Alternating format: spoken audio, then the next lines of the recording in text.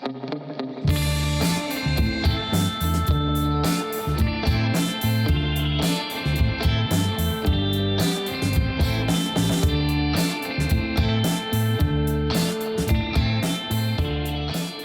going on, guys? Welcome back to RCeveryday. Sorry if I sound a little funny. I'm getting over a cold.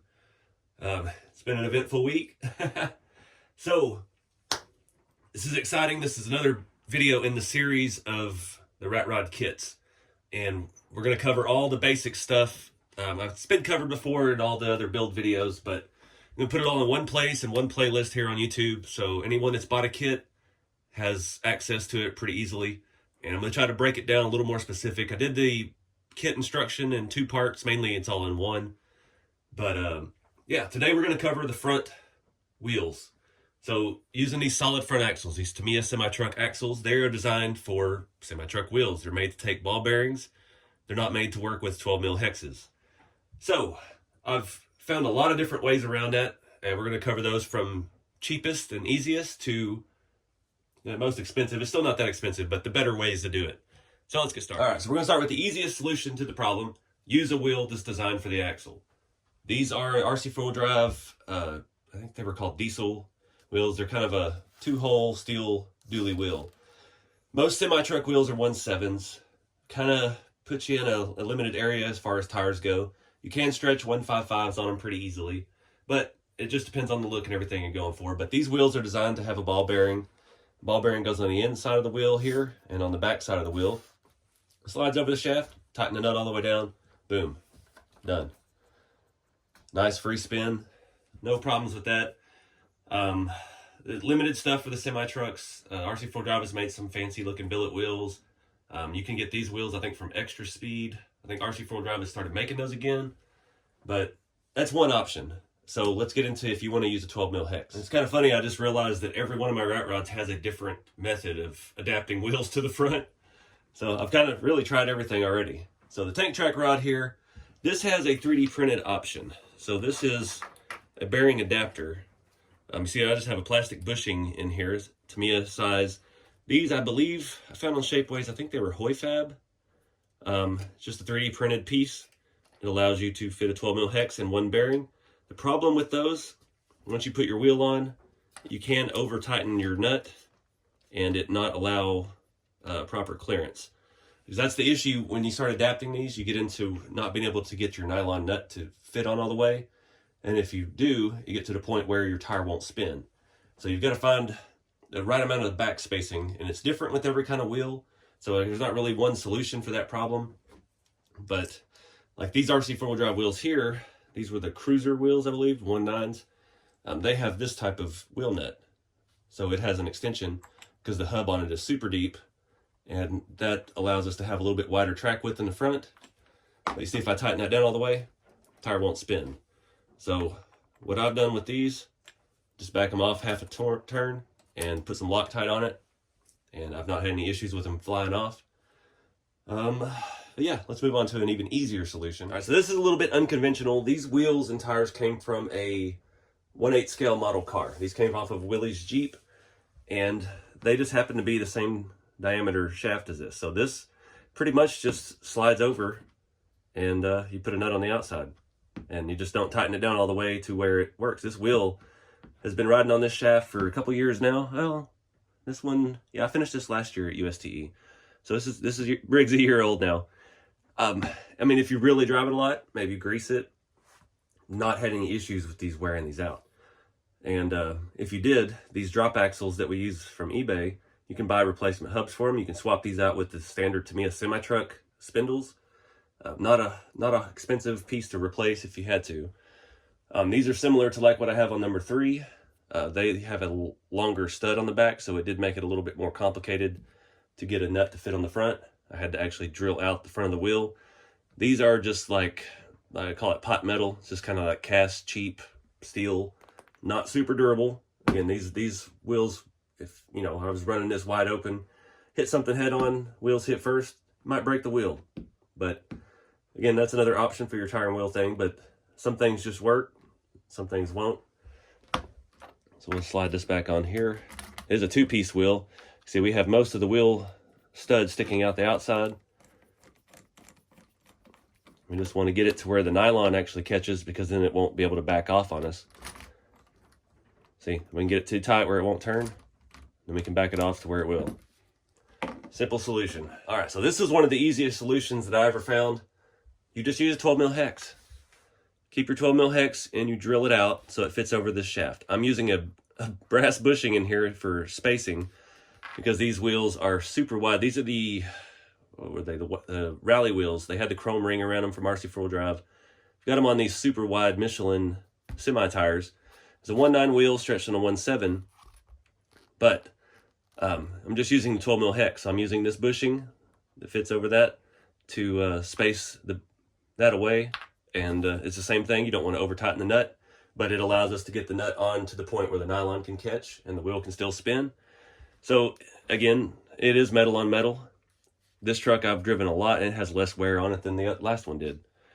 So the bit size, see, I've got one right here that I found. This is 13/64. That is the size that I found fits these axle shafts perfectly. And yeah, it worked out well. You see, these are a little bit wider 12mm hex. It's all about the back spacing on this and getting the wheel to fit where you need it to fit and not rub on your inside steering links and things like that. But it'll be the same story on this too. I'm sure we can tighten it down further than it will go, than it needs to go. I'm having a hard time getting this one started. I think this nut may be messed up. This one has probably seen some of the most driving out of all the rigs. There we go. So all the way tight, will not spin. But also one side effect of that, you crank down your front wheel nuts a quarter turn, lock them in, and then you got an awesome burnout machine for videos. That's what you're into. But just a little quarter turn back. It gets a little bit of wobble at free spin, but when it's on the ground and the weight of the vehicle on it, it's not an issue at all.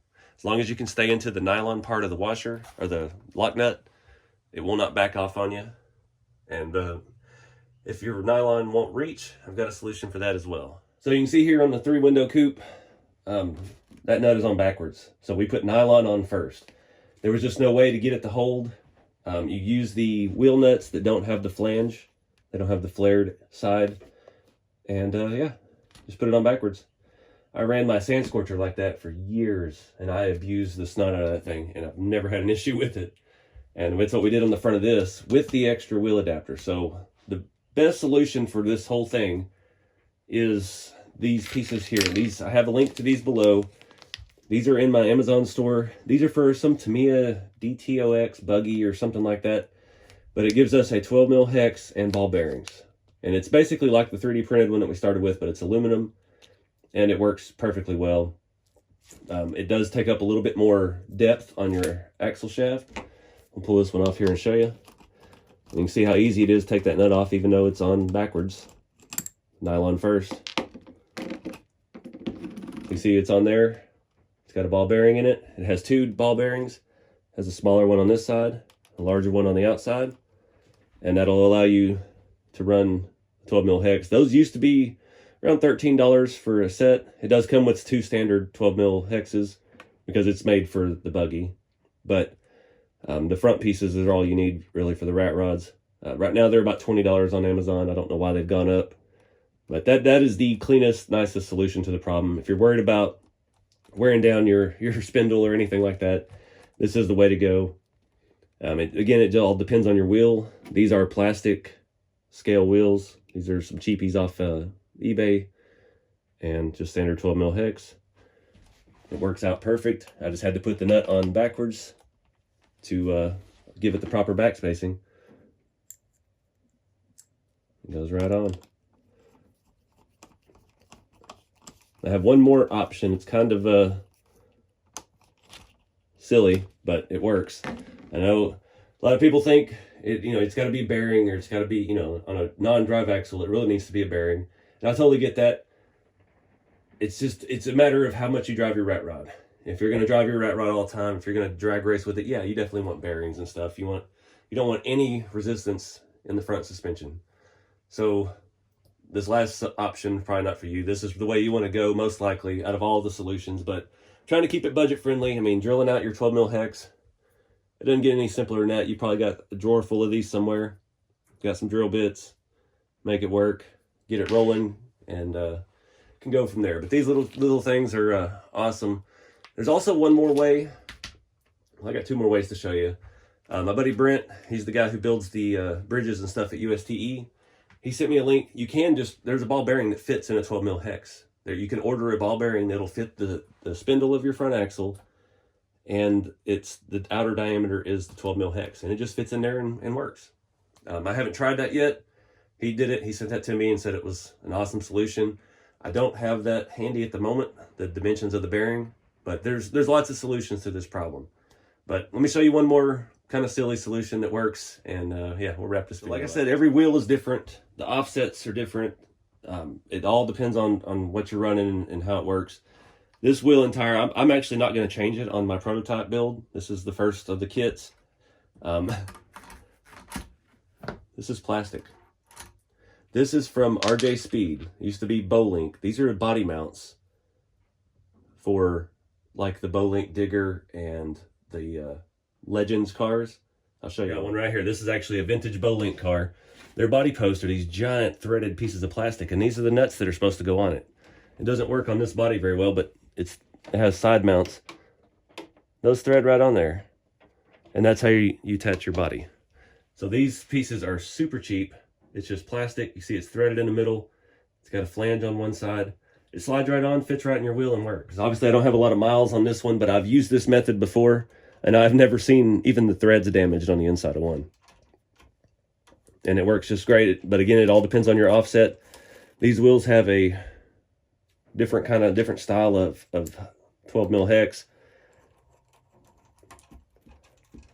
But it allows me to put this on pretty much all the way. See, it's locking a little bit, but I can back it up. And we're good. And I've got actually some of the wheel studs sticking out.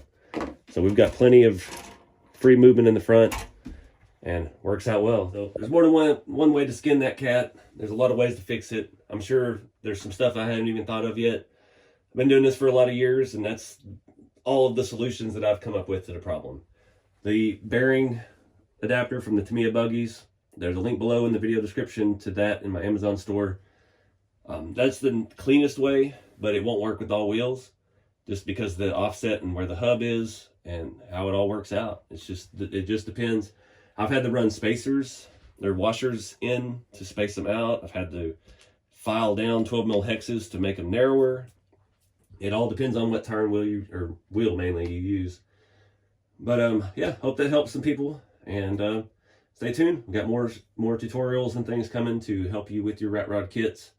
And yeah, appreciate everybody that's been interested in this. I know this is probably early in the process when I'm filming this, but I've had a huge amount of support from the RC community with these kits coming out. So very excited to see what y'all do with them, and keep a scale. I'll see y'all in the next video.